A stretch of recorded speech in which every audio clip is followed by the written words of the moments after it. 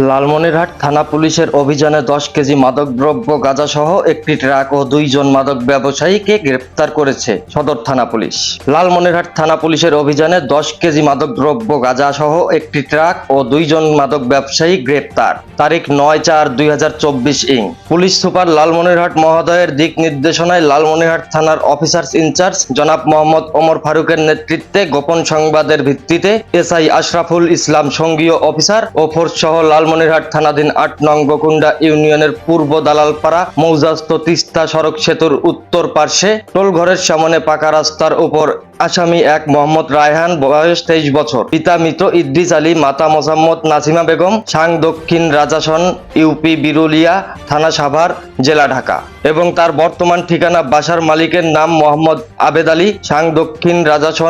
রাজাসন সরকারি প্রাথমিক বিদ্যালয় সংলগ্ন,